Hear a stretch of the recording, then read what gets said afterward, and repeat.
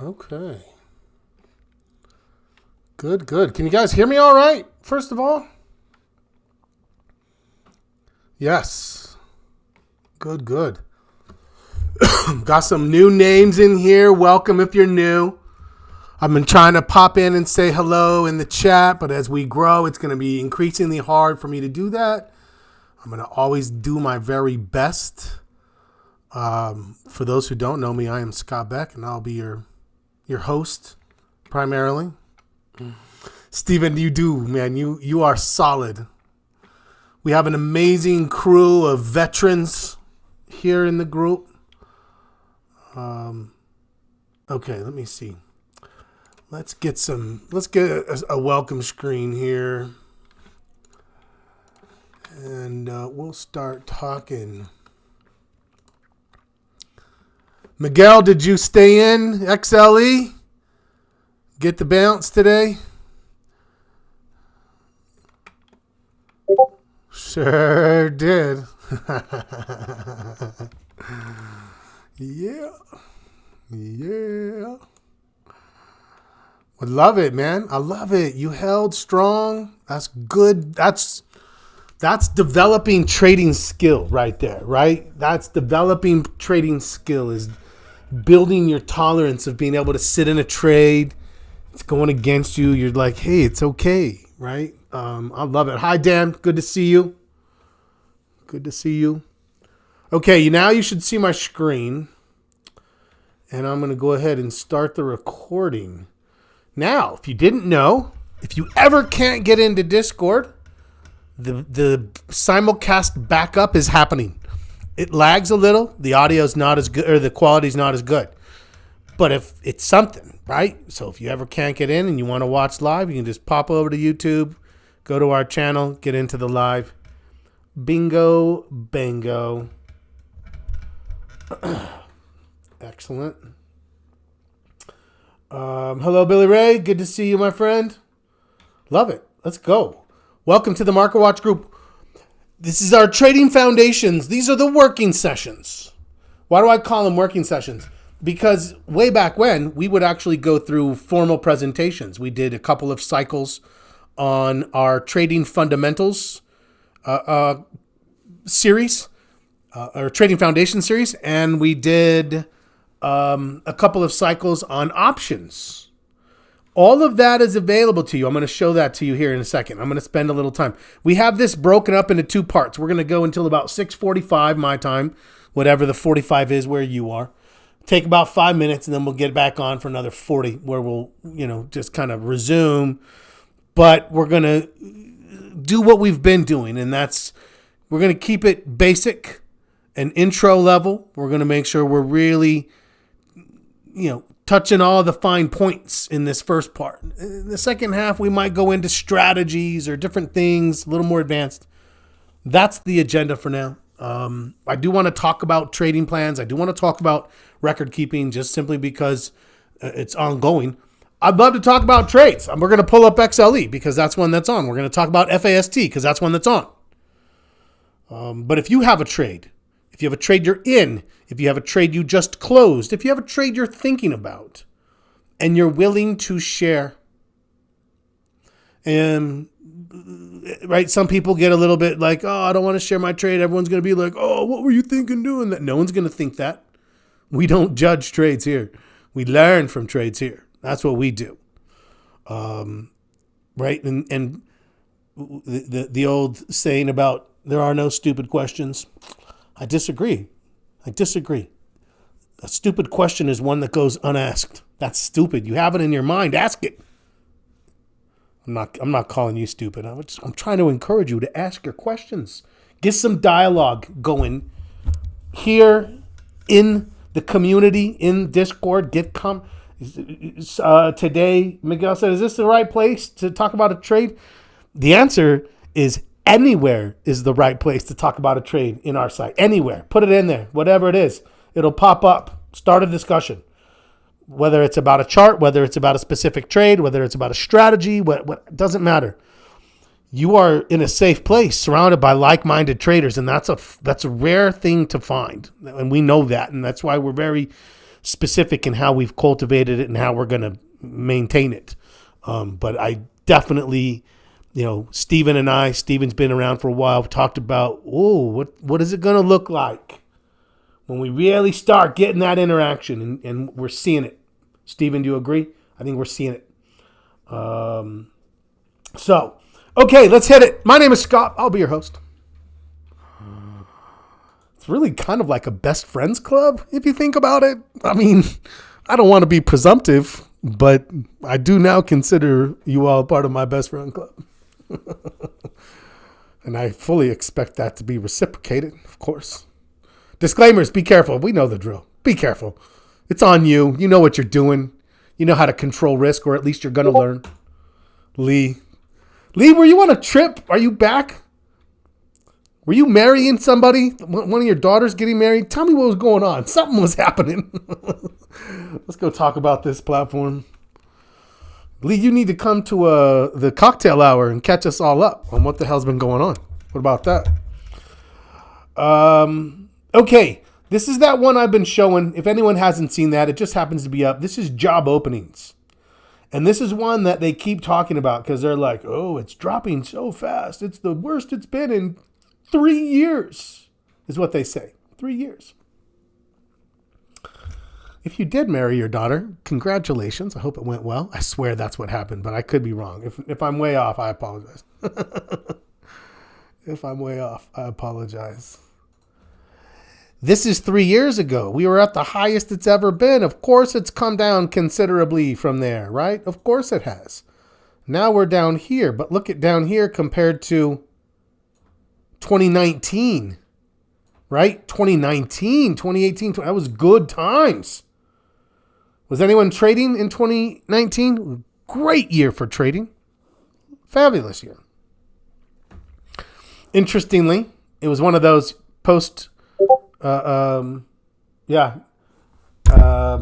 it was just like that last little bit before the pandemic. So you think back fondly.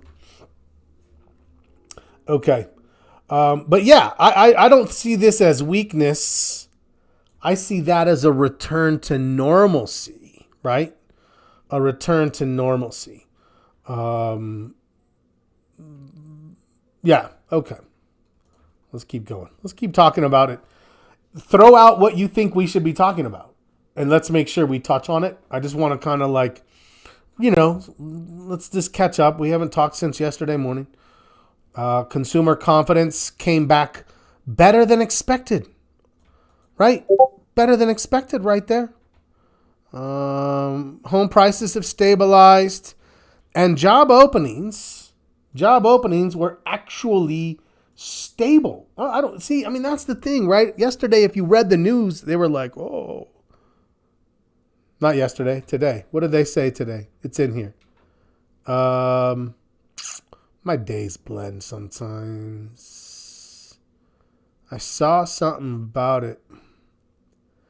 They're like, oh, it's starting to show weakness. It's not. I disagree still fundamentally. And I'm really like making sure that I'm not succumbing to some sort of a bias where I want it to look a certain way. I recognize what it's done. I recognize the context that led to that. But if you look at the economic calendar and what we actually received, we were expecting 8.1, which would have been a drop from 8.23. Why is my mouse jumping around so much? Here. Would have been a drop, and it was a little drop, but not as much as expected. We're still expecting ADP to come in tomorrow at 150,000, which is stable.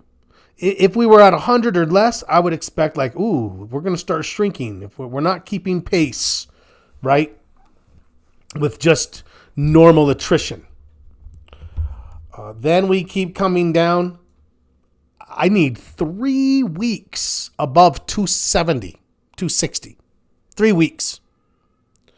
If I get 3 weeks above that, then I would be like, oh, you guys, our next monthly, oh, geez, I dropped my keyboard. Our next monthly non-farm payrolls could be ugly. We don't have that. And in fact, as we look for our next non-farm payrolls, where am I? Nope, that was last time. Here, ADP, and now non-farm is expected at 185. We were at 200 last time. We're expecting unemployment at 4.1. This is the big one this week. Nope, working on trading plan and the foundations. Oh, sorry. I thought you were on vacation. In my mind, you had a beautiful trip. Fabulous. You were on a beach somewhere probably, drinking a cocktail. It was amazing. 4.1. If it hits 4.2, it is not consequential. It is not consequential. What would but the market, the market media, Yahoo Finance, Market Watch, CNBC, Bloomberg, right, whatever. It's now programmed that when we hit 4.2, that's more than 50 basis points higher than the low of 12 months. And that is a recessionary trigger. 12 out of the last 12 or 9 out of the last 9, which, again, even when they're like, oh, well, 12 out of the last 12. I'm like, I'm sorry. You said your sample size is how many? 12? Okay. Come on. We don't have to be mathematicians or statisticians to know that 12 is not a very strong sample size, first of all. Because how many of those 12 occurred in a market where the reference point of 12-month low wasn't just the 12-month low. It was the all-time historical low for the indicator. Never been as low as it has that time.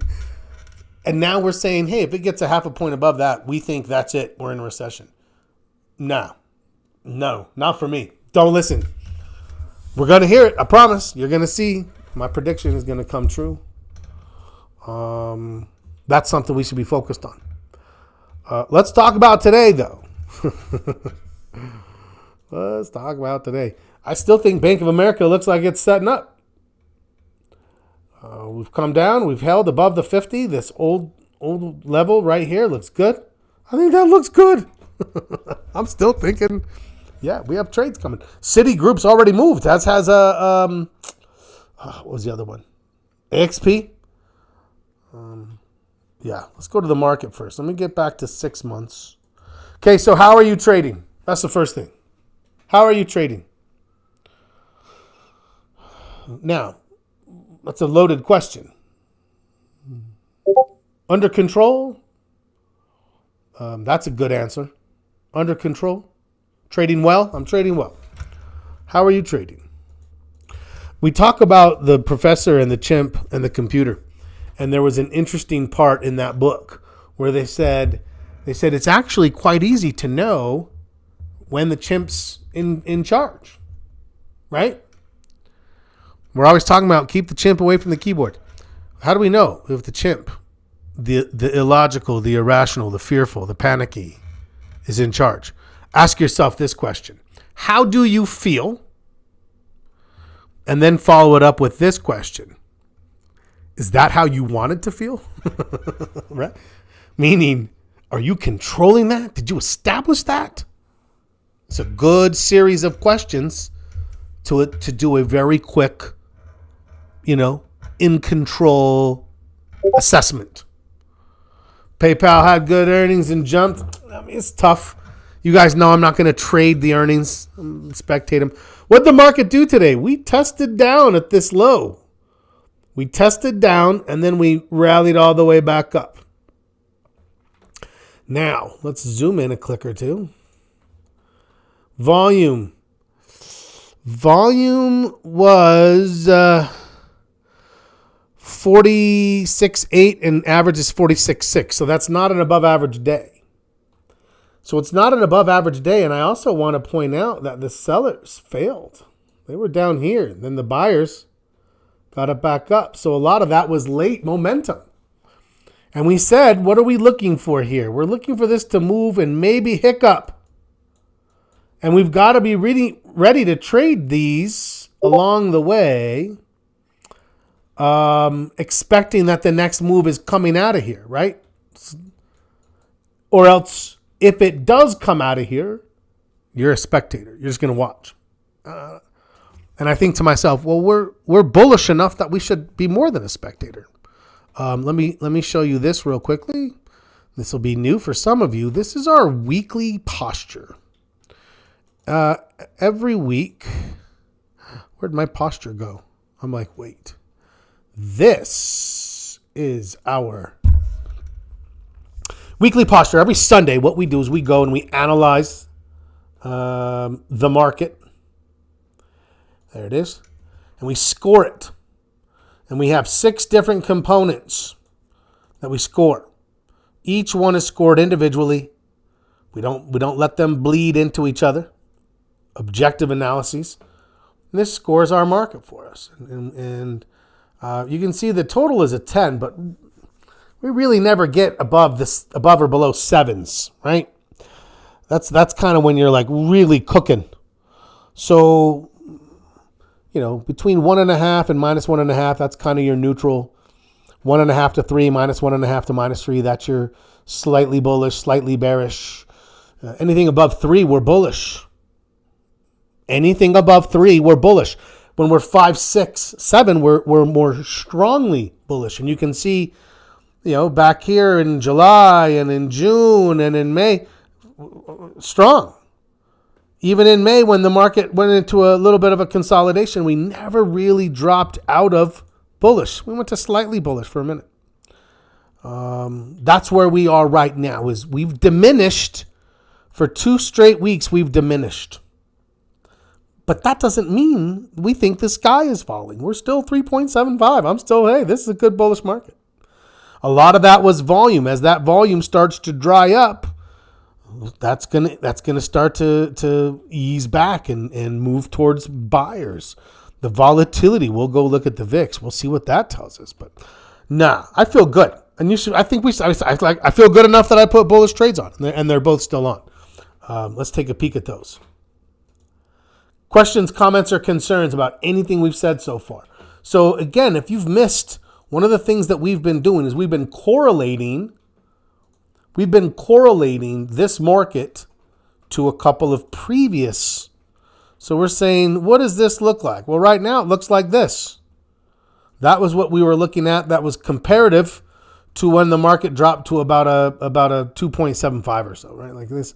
Those look very similar. This was like 5% and this was like 4.7. That's how close those two were. Now, before that, you can see it's barely showing now, the start of it over here. But you'll notice we had a 4% drop here. And then it went up a little bit and it never got back to the old high. So you can see that on these other ones, it keeps taking them out, right? It takes out that high. So that's something that we're looking for, especially in this area. So right now, as this comes up, yeah, I'm thinking to myself, if this is going to look like this one, that's the start of the next good bull move. Okay, I want to be ready for that. What else might happen? Well, it might go up for a little bit, like it did way back there, and then drop. And then it dropped 5%. And then it went up about 2%, and then down another 5% there. And when you add that all up, what did we get? We got a 10%. Right? Down 4, up 2, down 5, up 2, down 5. That's your 10. And then all of a sudden, if you want to know what a V looks like, V is for victory. Boom, boom, that fast. And then it had a breakout. That's it. Good to go. And then at that point, we were bullish and we were trading. Right? So that was by when? That was by about the middle of November, we're saying. Maybe even early November. Okay? I just want to give you an overview of how what we do works. What does it look like? So if I go back to November of last year, you can see what happened. My posture dropped all the way to a 0.5. And then by November 5th, I'm a 1.25. I'm now at the bullish end of neutral. By November 12th, I'm a 2. Now I'm slightly bullish. By November 12th. November 12th is on this 12th, we're more bullish. The next day it broke out. Are we trading that breakout? Hell yes. And everything after that. And we rode this whole bull market. Then we had a correction, and then we rode this bull market. Or excuse me, a consolidation. And now what? Well, hey, this might be it. And if this is it, I'm ready to go. Yeah, give me your thoughts. Let's keep going. So this is the VIX. Miguel feels it. He's like, yes, let's trade. Do we have setups? Yeah, I'll walk through the watch list here in just a second. Let's look at the VIX though, right? This is a big one for us. And actually, I would say it's a bit concerning right now. Why? Because it's further escalation. You can see it's not just going up, but it's you see how this is like a broadening pattern? How it's like an alligator's mouth. It's opening, it's broadening. That's escalation. We've been concerned. If you remember, we talked about it's never a bad time to hedge when the VIX is at 12. It wasn't an automatic hedge. If I had a higher low in this scenario relative to this one, that's automatic. I'll put a hedge on like that. I don't even think about it. And if I don't have bullish trades on, it becomes a speculative trade because I have enough confidence in that particular signal that's derived from the VIX. But you can see this thing has been escalating. Now, we have to keep perspective and remind ourselves that 20 overall, as bad as it looks here, is quite low. In a worse market, VIX will easily get up into the 30s or 40. What did it get to in the pandemic? 80, 85, 85. And that was insane. Just utter madness. So what is this telling us now? Well, the problem right now is we really keep an eye on peaks and troughs. I'm going to change this to blue for this. So we have I'm going to make it a little thicker. We have this, and then we actually had this little one, and then we had this one. Then we had this one. Then we had this one. Then we had this. Now you can see it's fast right now. Look how fast this is cycling.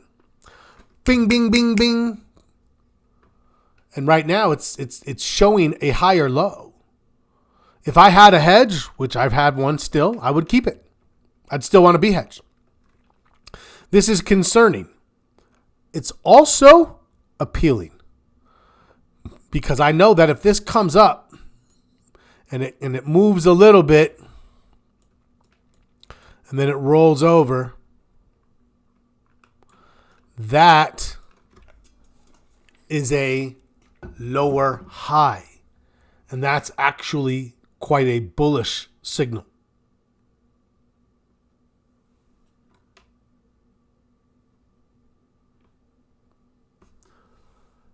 Okay, now we know what we're looking for. So over the next couple of days, if this market doesn't sell off, right now the sellers tried, they didn't do anything today. So if this thing just sort of sits for a couple of days and then rolls over and the buying starts coming back in, that is bullish. That is like not we're already bullish in our market posture. It is a bullish signal of de-escalation. This VIX is representative of institutions. They move the market. And if right now, what this is telling us is that the institutions it's their fear. When they say a fear indicator, nobody cares. Nobody cares if we're scared. Right? Nobody cares. They care if the institutions are scared because they're the ones who move the market. How do we know they're scared? If they buy puts. Now, if you or I buy puts, we're not going to influence any implied volatility on SPY or SPX. But if an institution starts buying puts, it looks like this. Because when an institution buys puts, they don't buy 3 or 4. They have to buy a lot. And if one is, there's a good chance a few are. So all of a sudden, there's a huge surge in order flow on what? Not on the VIX, on SPX, the index options. Because most institutions some track other indexes, but the most widely tracked index is the S&P. That's why it, for me, is quote unquote the market. So if an institution's going to hedge, they're not going to go buy puts on 400 different stocks, 200 different stocks. They're going to hedge with the index that they benchmark against. Every index, if you go look, or every mutual fund, if you go look at their prospectus, will tell you, this is our benchmark. This is how we measure ourselves. Right? So, there it is. Now what? So now, if the institutions are like, ooh, this market's looking a little soft, what are their potential courses of action? They can't just start selling things. They're an institution. They have 20 billion, 50 billion, 100 billion in assets. They're too big. If they start selling, they're going to adversely impact the market. So what are they going to do first? Well, the first thing they're going to do is hedge. They're like, I don't like the way this looks. A lot of people don't realize, but institutions can buy options, not to speculate, but to protect. We buy them to speculate. They buy them as insurance.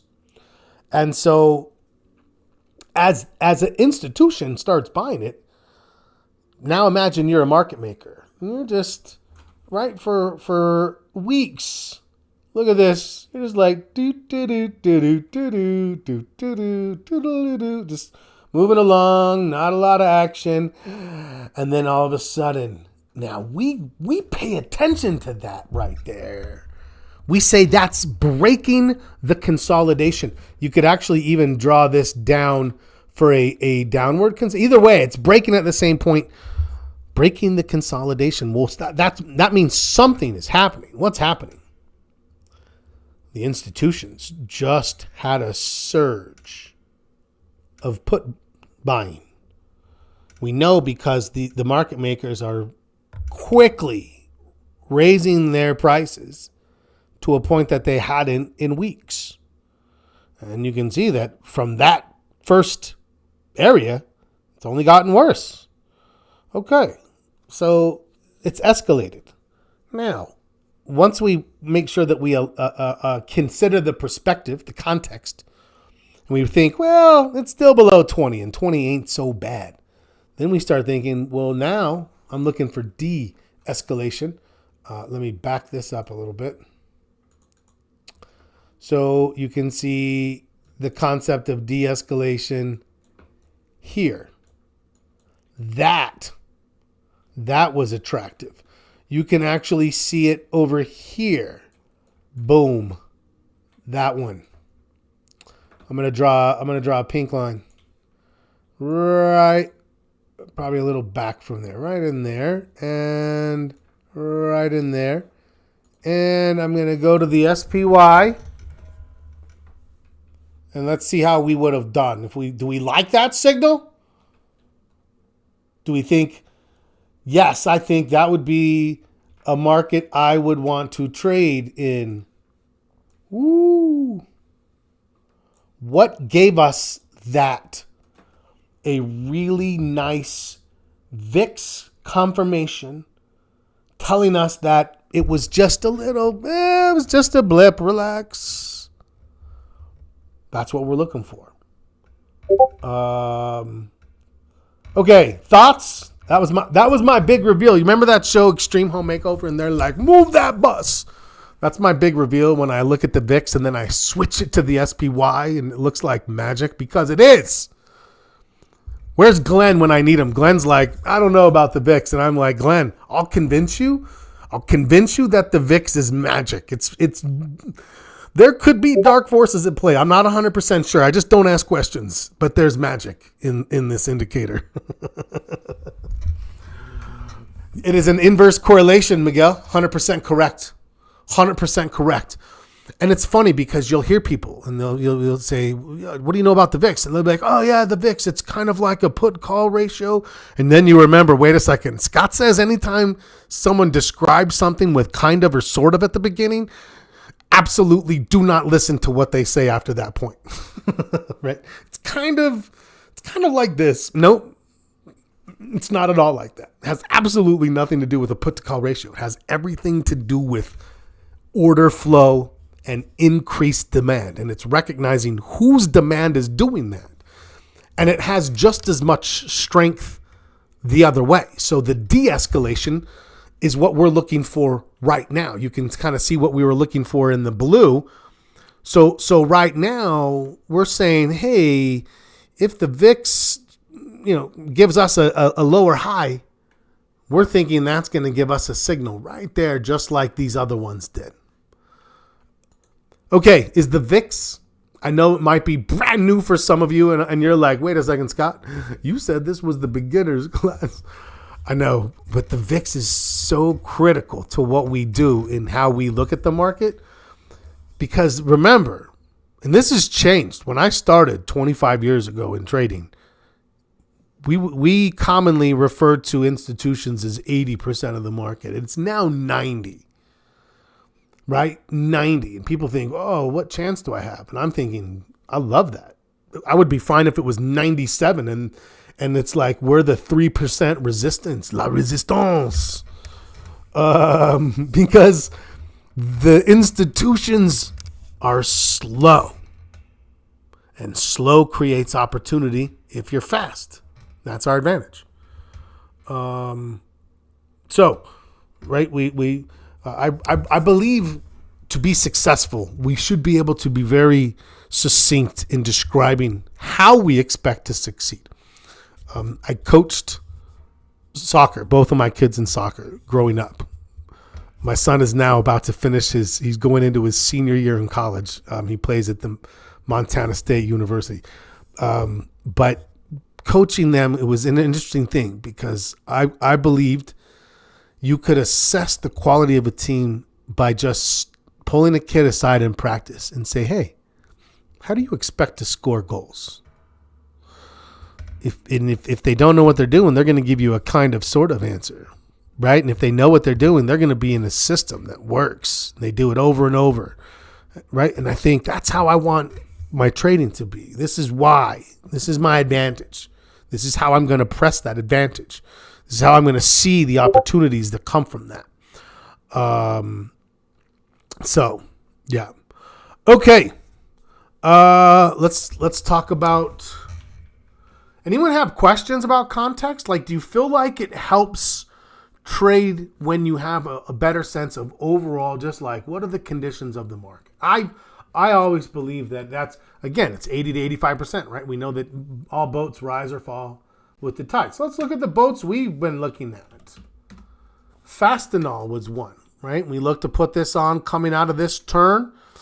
Oh, it's slow, but it's still going. It's slow when the rest of the market's doing what? Nothing. So yeah, what do we do with it? We slowly watch it, protect it, and look to see what comes next. XLE. Now XLE, depending on if you tried an intraday stop, it could have picked you off. Miguel did not. He stayed with it. Great hold. You can see this thing is continuing. If you look here, we never closed below. We did come down, but we never closed down there. So these both are look very strong still. They still look like they're in the momentum stage. Okay, real quickly, I'm going to pause for a second. I'm going to come over to...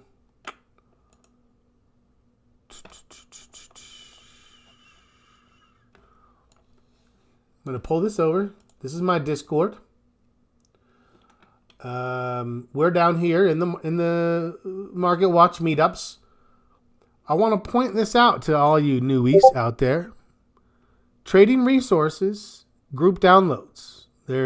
Now, all of this, beginner's corner, ask a question, suggestion, discussions, chat, that's all about different types of trading. But this is for you right here. So you can see here we have a content library. If I click on that, that's going to take me in and you're going to see all kinds of different videos about our trading plan, videos about the market posture, videos about trading foundations, videos about options. You can join our YouTube channel where you get be sure to like and subscribe. If you subscribe, you'll get notifications. That's where I go upload the videos. And down here, you'll notice this new series I worked very hard on, this 6-part video series, Placing Your First Stock Trade, which is obviously a necessary precursor for options. These are quicker than a lot of like the other videos that tend to be like 40 minutes. When we're recording sessions like these are a little longer.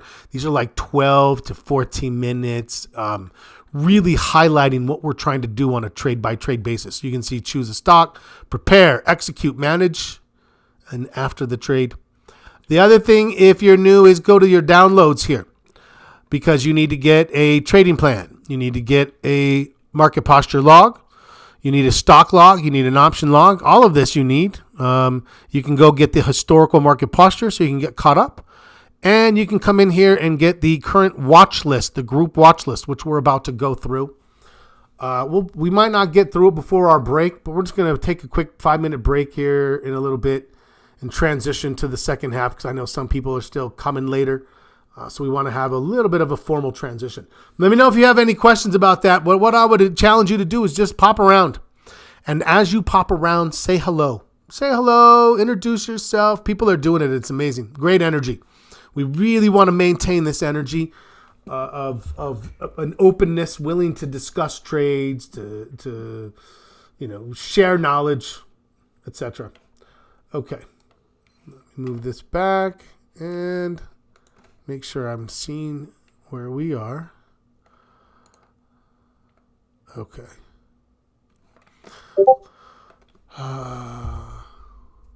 Is review of the market a daily event?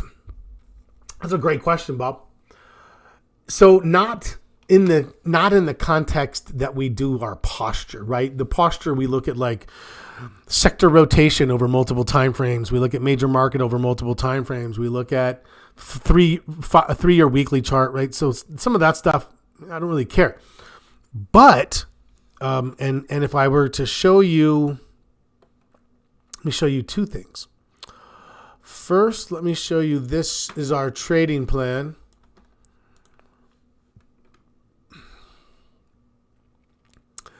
And you can see here, we have market forecasting, which leads to our market posture. That's our overall. What are we overall? How do we see the market? What sectors are good? What's the overall volatility? What are the trends? Then there's the trading posture. That's the day-to-day. So there's not a specific, like, I'm going to assess it with a score, but the day-to-day is going to be much more informed by support and resistance. You'll notice we didn't talk about support or resistance. We talked about trend. So, right? So trend is the overarching strength, and support and resistance are the waves up and down. Well, the waves up and down are what we're trading. So those do become much more important to us in our trading posture, right? So if I'm bullish, we have a basic bullish philosophy. Find a bull market, buy the dips. Well, we're in a bull market. So what does buy the dips mean? Well, if it's dipping, you're expecting it to bounce. If it's bouncing off of what? Support. So every time it pulls back to a support level, we think, ooh, good time. Because we think it's going to do what? Bounce to the next high resistance level, because that's what upward trends do. Now, they don't always do that. Sometimes they do. Sometimes they only get to the previous high and it does a little stall sometimes. So essentially, we have to trade towards an end, but we recognize the need for fluidity and to adapt. That's our be water mentality. So I would say that your trading posture, Bob, is going to be dictated more by the routines. So for example, I hate when I do that. So for example, our before market routine, what are we going to be doing? We're going to be looking at the futures. We're going to be looking at the charts for where are we relative to support and resistance, coming close to one, bouncing off of one. We're going to be looking at the trades that we're in and how they're doing. So that's a lot more granular. And I think that's what you mean. But so there you will have a routine, but you won't have a scoring process. That's just the weekly, like, it's just such a nice mechanism. I mean, this goes back. I've taught this or a variation of this for probably 15 years now. And I would run into people after not having seen or heard from them in 6-7 years. And they're like, I still do my market posture every week. And I'm like, me too. We're still market posture best friends. Once and always. Once and always. So I think that you'll find that your before market and during market is going to be your... do I put out option trades also? Yes. Yes. Right now, we've had a little bit of a desire to build a stronger onboarding process for new traders. It was very easy for new traders to come in and feel overwhelmed, and we didn't want that. And so over the last, I don't know, 2 or 3 months, we've had a strong push towards that. And so there have been more stock trades, but remember, a stock trade is a foundation, right? It's just a foundation. So any of those stock trades could easily be converted into an options trade, where you just say, oh, he's giving me a target. He's giving me a stop or at least a stop range. I give you the range because you might want to be a little more conservative and give it a little more room, or a little more aggressive and have a better reward to risk ratio. Right. So that's that. There's some flexibility in there so that these can easily be translated into an options trade, right? Buy an option or buy a bull call spread. Bob. Yeah, I don't think the plan's changed much in 5 years. I don't think it's changed much in 10, to be honest. Probably like 10 to 15, there was still some good evolution going on, but it's been in its current versioning for the most part for quite a while. Okay. Yes. So, where were we? Day-to-day routine. So that's where we're at. Let's do this. Let's take that quick 4-minute break. And I'm going to stop this recording and then start a new one so that I can keep the two differentiated. Otherwise, it's a really long video. Maybe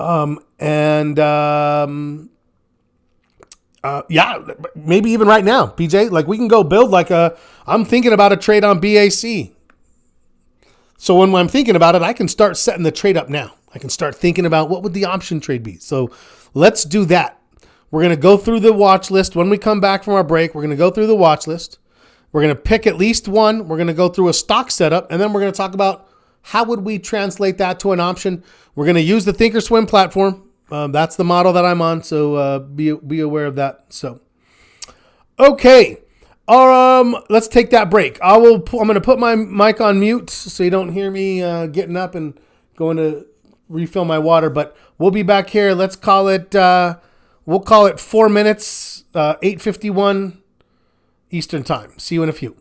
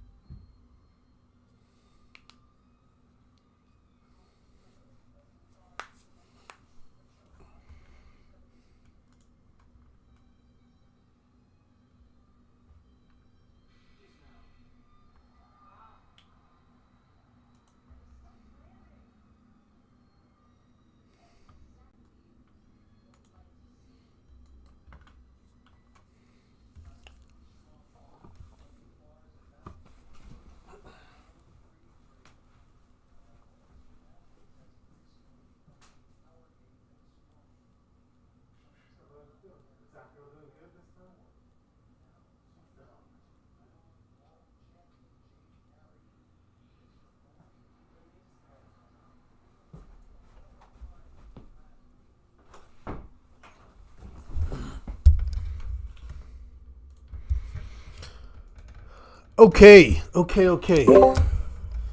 Let's get back. I'm gonna put this back up for 1 second so I can have a good start to my recording. Nope. That's what I wanted.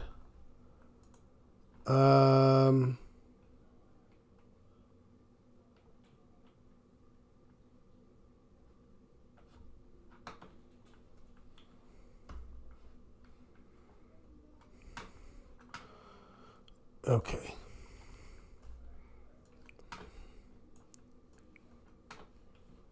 Wait, what is going on? Huh. Give me 1 second here.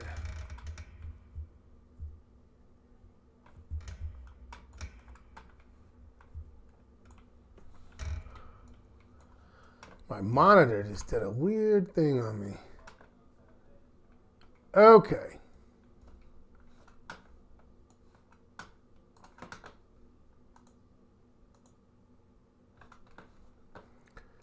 Let's swap it. That's better. And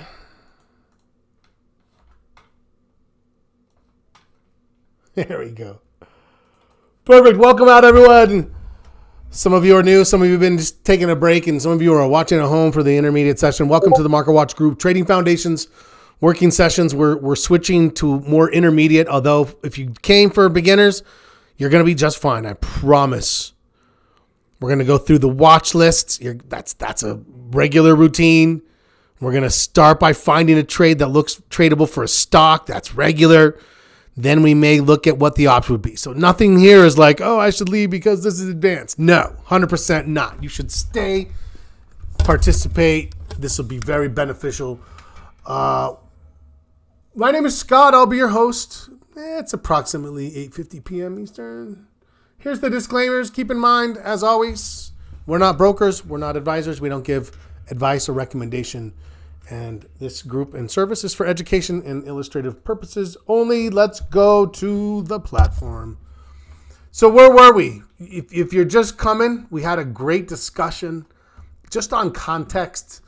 And it should hopefully give you a sense of how we're using context, right? We do the market posture, and that helps inform the day-to-day. But every day we're looking at the market to kind of be like, okay, where are we? Are we near some kind of a trade opportunity? And part of what we're doing in this group that I think sets it apart from a lot of other things is the continuity, right? It's not, hey, I'll see you next week, and then, we catch up. It's, okay, what are we doing tomorrow? What are we doing the next day? What are our considerations?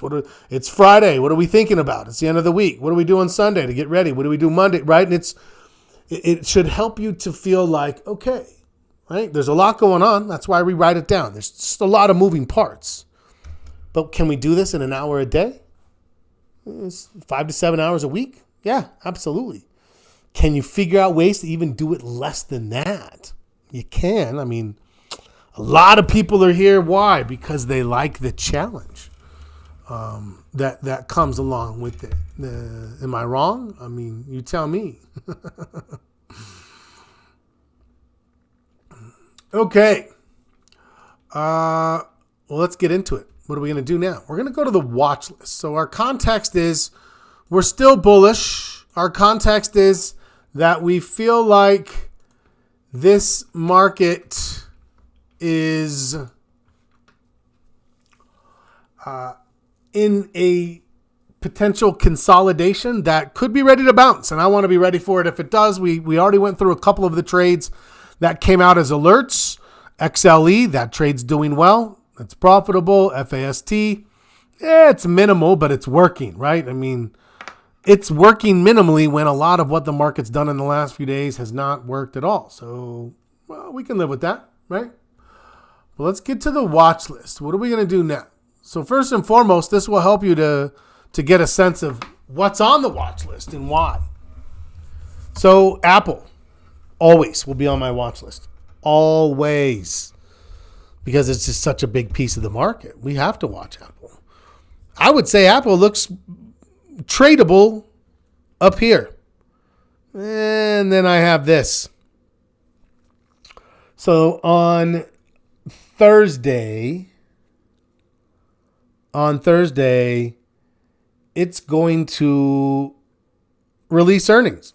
And that's scary. Now, the last time it released earnings, you can see it gapped up and had some good AI news, and boom, we went for a run. But it's all the market when we get to earnings is going to say, what have you done for me lately, right? It doesn't matter what it was. Doesn't even matter what it was last quarter. It's going to matter mostly what they say is him ready to, is it ready to go, right? Is the market ready to turn? Sorry, I have to pull Discord back and forth. Not that. Oh, you're not seeing it? Wait a second. Let's try again. Let me reshare. Screen. Okay. How about now? There it is. Apple. David or Steven, you said no?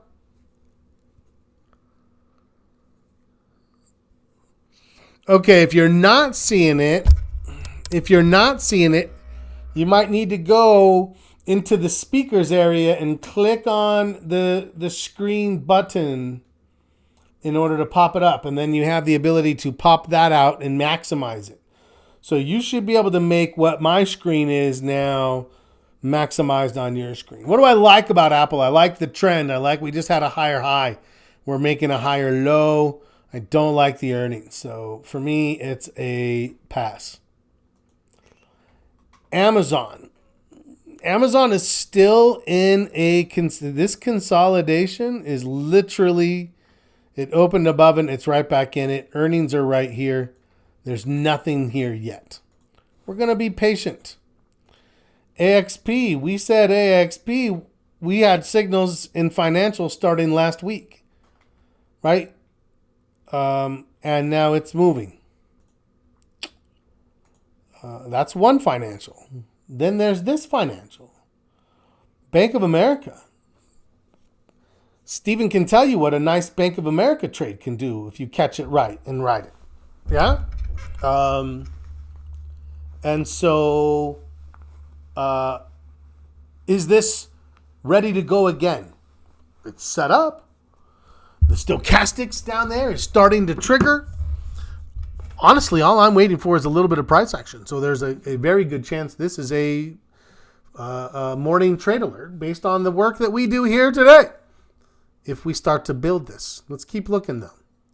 BLDR, you can see popped and is kind of holding a little bit.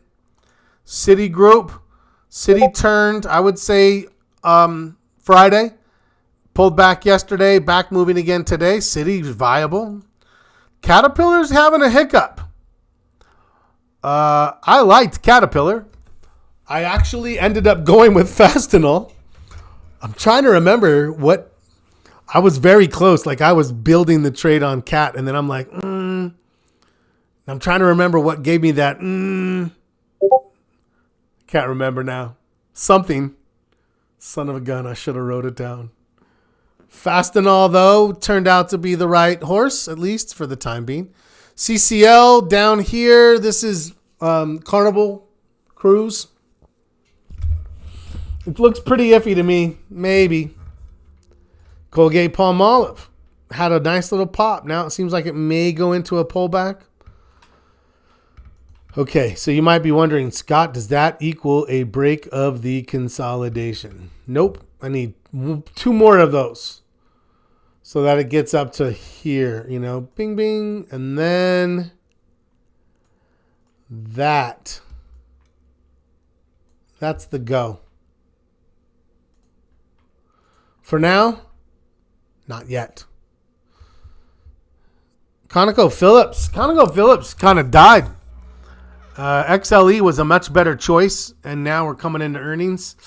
I'm probably going to actually bounce it because it just really kind of looks like trash. We'll keep trading XLE if we trade anything in there. Costco is down. I love watching Costco. I don't bounce Costco. I always watch Costco. I was at Costco today. But I need this before I do anything. Over and over, that pattern. Now, once things are in that bigger scale consolidation, they are labeled persona non grata. It's a technical term. Excommunicado. You're out until you pay penance. CSX, that had a nice little turn. Industrials. Carvana, like Carnival Cruise. Consumer discretionary had more of a blip, which is okay because our focus was more on industrials and financials. Fastenal is one that we did. Still looking for more momentum. Gold looks like it could be bouncing. If you like gold, still coming out of this turn. Looks reasonable. GM still waiting. Google, nothing. Where's the consolidation? It's got to bust it, not get to it. Bust it. Home Depot looks fine. Small caps are holding up. Home builders are holding up.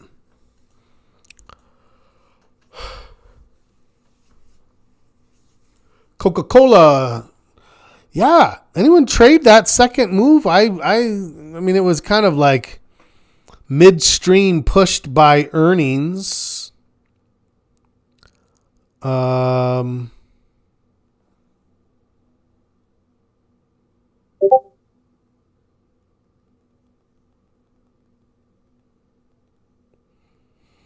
Let me see what my chat says. Hold on. A butterfly on BAC up $1. Need the bounce. Okay. Meta. Nothing here for us yet.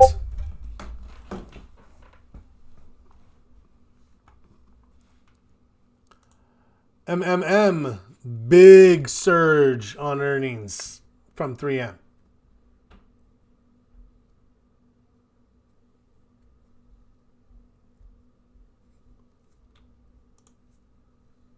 Morgan Stanley. I would say Morgan is there. I like Bank of America better. As of now, Bank of America is the one I'm going to go look at. Still in consolidation here. Still in consolidation.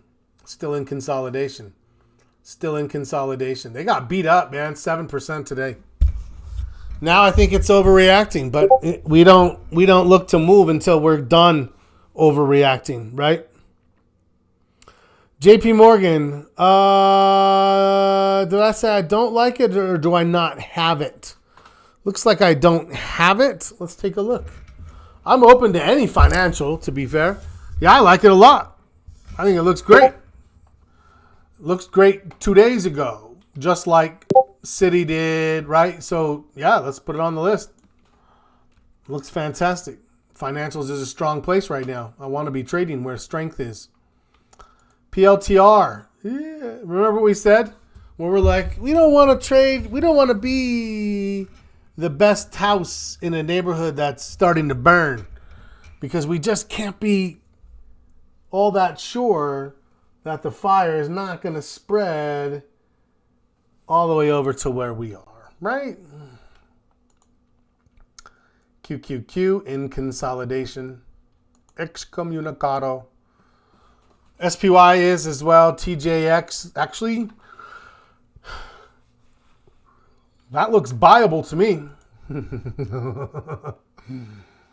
Let me move this over real quickly. I want to check something here. So I would say so far TJX.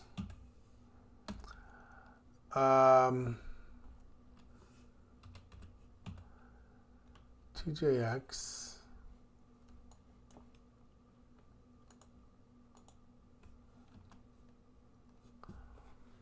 That's a maybe for me. And BAC is close. Close. What else? TSM, no. Consolidation. Okay, we'll see what the dollar does. It's a little concerning. Walmart. Ooh, Walmart looks close. I'd trade Walmart. I would trade it all the way down to here. I don't care. Bouncing off that 50 for sure. Okay, so let's go look at Bank of America.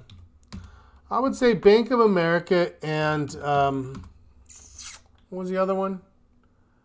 Bank of America and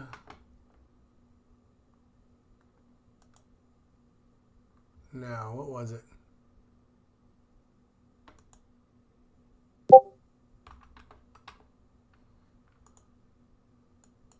TJX. Thank you. TJX. TJX. Yes, TJX. Let's go here. Okay, so let's go into the Analyze tab. And we're going to start setting this trade up. This is for BAC. Now, again, it's going to look different because it's not a trigger yet.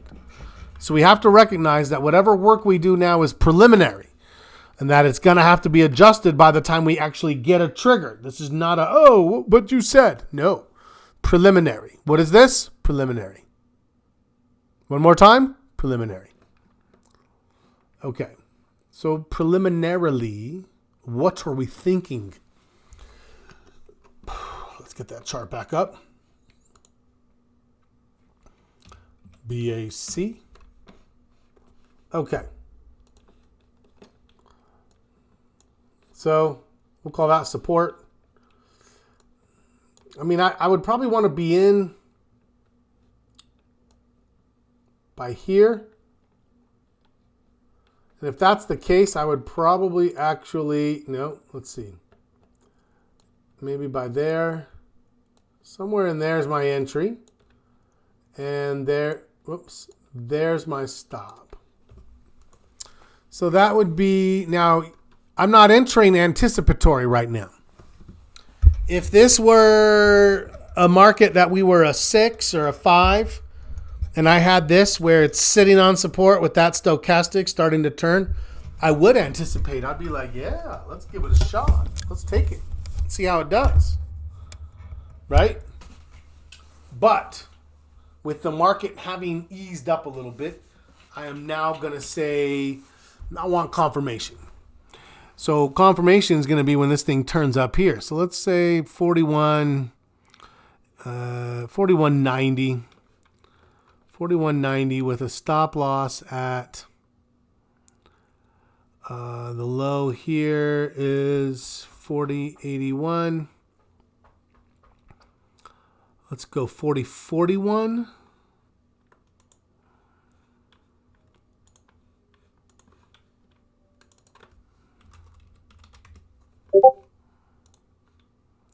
And we said we're going to get in.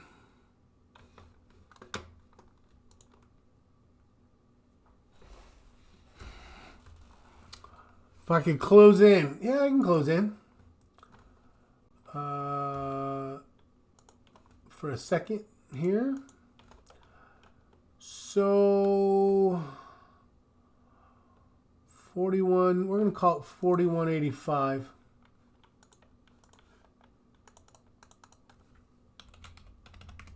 So I'm looking at about $1.45 of risk. Let's see what we're thinking is on the table here. Now I got to go back a little bit. And I would say there's a take profit target. I would say right up here, we'll call it 44.15. But if we get a new high, I'd say 46.50. Let's go 46.50 here. Let's go. We're going to add another. Oops, that's too many. We're going to do. I just went over here and added a slice, and I'm going to set this slice to 44.15. Why 44.15? Because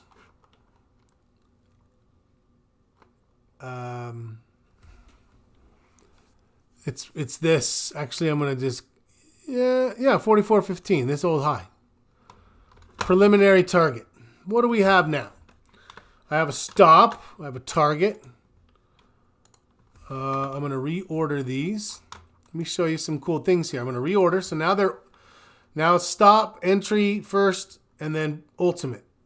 The other thing I can do here is I can come in and I can set these slices like this. And now you can see my trade.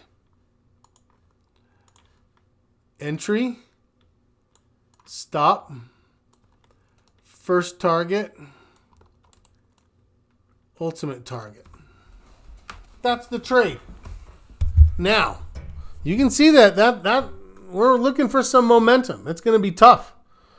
But I want to try to push it if I can for how this trade works. So I have all of these variables now.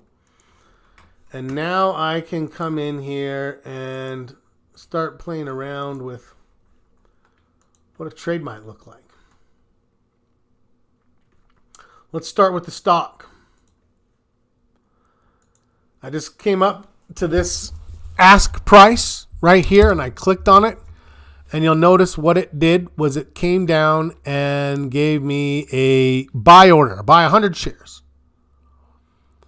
Right? Buy 100 shares. Now, if I buy 100 shares, it says I'm already making $57 because I'm not buying it till 41.85. So I need to adjust this to 41.85. And now you can kind of get a sense. If we stopped out with 100 shares, we'd lose about $150. Okay, that's pretty reasonable. If I get to my first target, I make 230. That's about 1.5 to 1. That's actually pretty good. That's pretty good for a reward to risk on a take profit target. What is the ultimate target? The ultimate target is at 46.50 and I can make $465. That's 3 to 1 on my reward to risk. 3 to 1. So yeah, is there a good chance that's how this trade comes out tomorrow morning? Yes. Yes. Now, I have a delta of 100. I have 100 shares. What else could I do with this? Let's start talking about how would we... This is... No. There's no implied volatility because we haven't done anything with options yet, right? So far, all I've done is I've started to construct a stock trade, right? I have 100 shares of stock, so a delta of 100. I have a stop, entry, primary, or a take profit, and a target. And this is saying, what if I buy 100 shares? But now I'm saying, well, what if I want to do an option trade? So the first thing I'm going to do is I'm going to say, well, what's my implied volatility? Okay, so this is all hypothetical. Yes. All simulated for now. We're just playing in the options pricing model. Very sophisticated options pricing model, by the way. Now, what's my implied volatility? Well, low is over here when it was 20. But high was back here when it was 29.7 or 30ish. And right now we're at 25.6. A little above the middle. If this were a volatility index, which is basically where you put the score on a 0 to 100, with 0 being the lowest, this is how an implied volatility index works. This right here is 0, and this right here is 100. So then we would say, oh, well, the very middle of that is right here. So that's 50. Where are we now? 55%? That's probably where I'd put it. What does that mean to me? It means it's not low. In fact, for this stock, you only had this like 2-week window where the options were cheap. Right? That's where they were cheap. Everywhere else, they've been more expensive. Where they are now, more expensive. Okay, so now what? So now we're saying if I'm going to do an options trade, what kind of trade do I want to do? And this is where I might be like, you know what? I might look to do like a spread of some kind. Hedge it a little bit. So now this is where it is going to get a little more advanced. So if you're a beginner, you can stop right here. You have a whole trade in front of you that you could paper trade. Stop, first target, second. Now, if I got to the first, what would I do? Maybe 25 of my 100 shares. Sell 25, keep the other 75, and try to get 3-1 on a bigger piece of the trade. That sounds reasonable. That sounds more attractive. Yeah.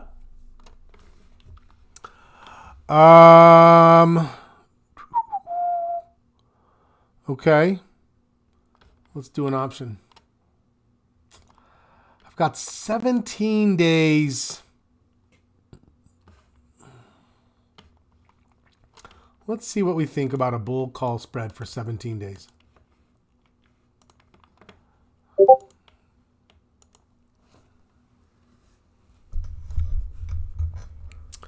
Current IV is 34. Well, that's for the August 2s. That's only for 3 days out. Right? That's 3 days out, 34%. Then if you go to the August 9s, it's 28%. If you go to the August 16s, it's 27. So the average implied volatility, they would probably actually put it at more like, I don't know, 20, something else, less than that. Right? And so when you look at the chart is actually showing showing it at 26. The chart is showing you average implied volatility. These are showing you the actual implied volatility numbers for each of these different options. The formula is doing more of a composite perspective, doing some multiplication. So, you were looking at 6th of September too, so that'll change it as well, right? Well, that one actually looks like it's at 24 here. What did you say it was? 34? Okay. Okay. Let's see this spread. Now, if I buy the stock and I'm wrong, I'm going to lose $150. So let's just standardize that.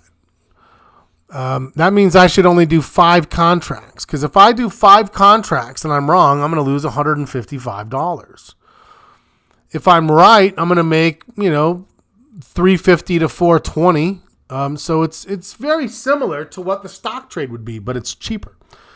Also, it's going to make money from time. So if I stay in this trade, I will actually make $450 if I stay in the trade a little bit longer. So, yeah, I would say that's a reasonable alternative to the stock. They behave similarly. So what's the difference? Well, if I buy the stock and I buy 100 shares, it's going to cost me $4,200. $4,200. If I buy on margin, it's going to cost half that, $2,100. $2,100. And then if I buy this bull call spread that behaves very similarly, the risk is the same, 150. The reward is close to the same. I make a little less.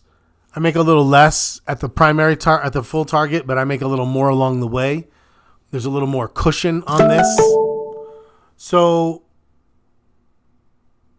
I would for this trade, 5 contracts at $114 a contract.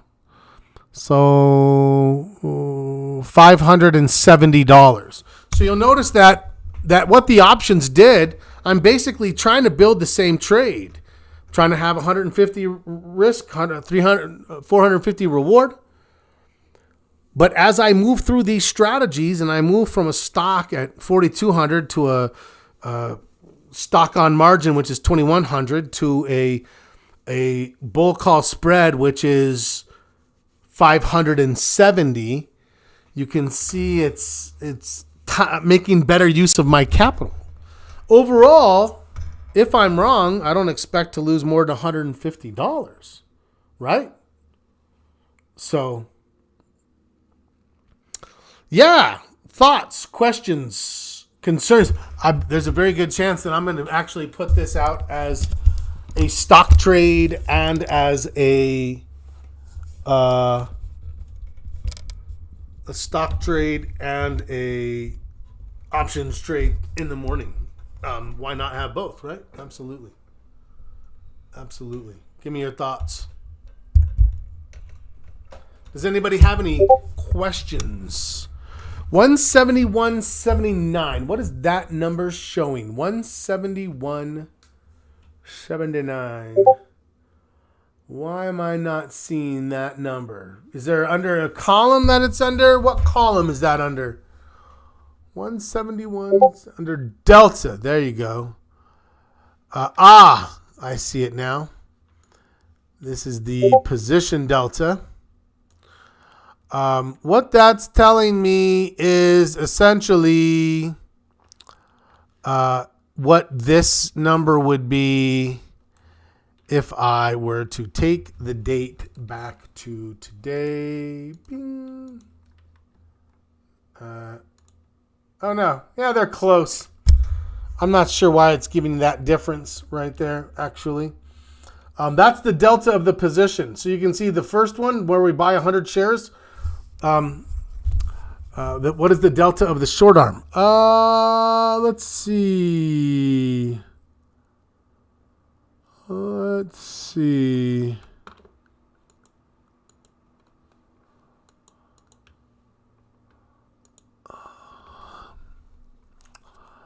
So I bought the 40, sold the 42. I bought the 57, I sold the 24. So yeah, I sold about a 24% probability, right? Is what that means, essentially. Yeah, intermediate class getting their trade details in order. I love it. So, yeah, is this ready? It's set up, but it's not triggered. Remember that we're waiting for the buyers to come in and get this up to a certain level, 41.85. It's only at 41.28 right now, right? This is over my head. Okay, let's go single leg. Boom, let's do a single leg. What is this? Why is that in there? I don't know what the hell that was.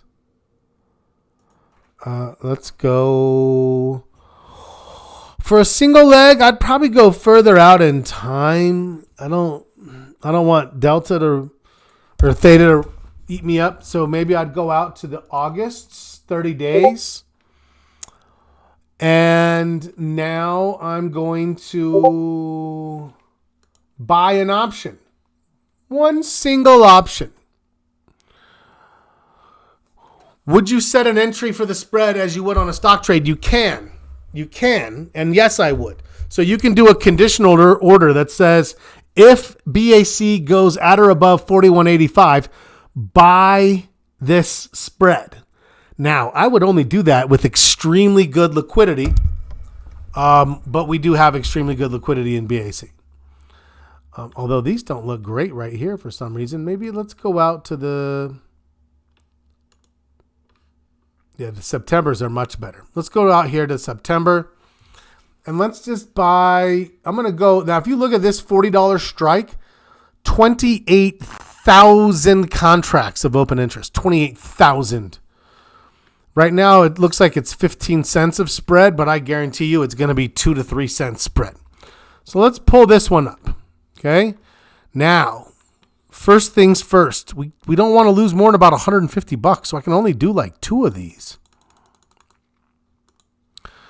At 2 of these, I'm risking about $123, but remember, we also have to account for time. So if we said, let's give it 10 days, there's your $150. So right now, whether we buy stock at 100 shares, buy a bull call with 5 contracts, or buy 2 long calls, we've established a consistency in our position sizing and our risk management. Our risk is around $150. Now, you'll notice this one is killing. Look at the reward to risk ratio. If it gets to 46.50, this thing's going to make $850, which is substantially higher than the other trades. Yeah, I'll be honest with you. I'm leaning towards this one as well. Why? Reward to risk. Reward to risk. I was looking at the spread. Why? Because the implied volatility was not low, but overall 27% is not very high either. So, yeah, looking at this one, you can see there's a few different ways that we could go, but that gives me the best reward to risk ratio by a far, far cry. Even if it took a little longer, it took 5 extra days.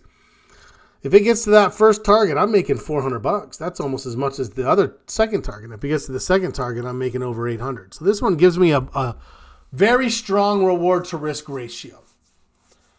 Wow. Okay.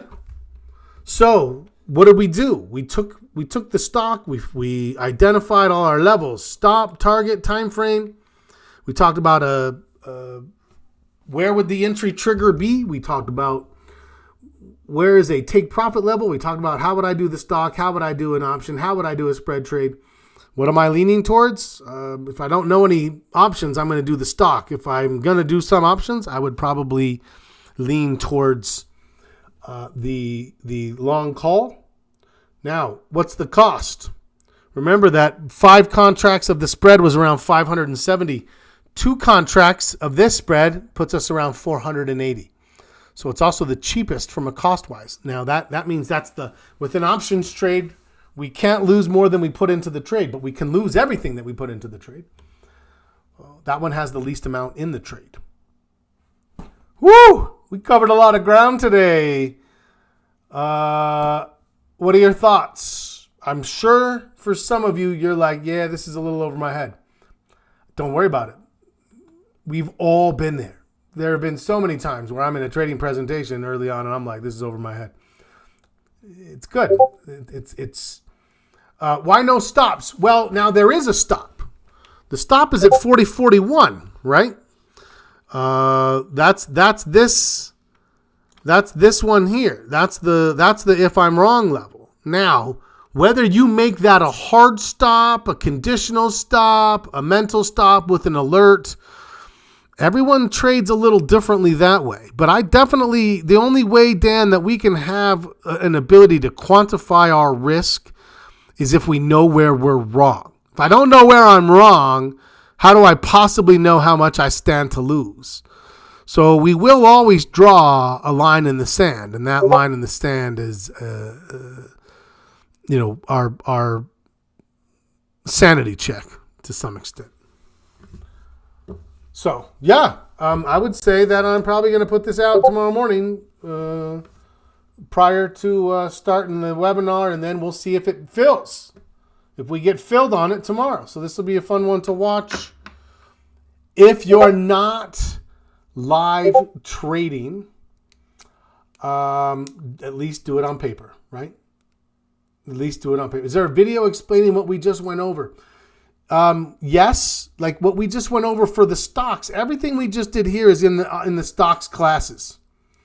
I would go watch the long option class, and I would go watch the spread class, and both of these will make more sense. Options is a whole new world. A whole new world. I'm going to go find, I haven't looked lately. There used to be a couple of really good resources that you could do some self-service education.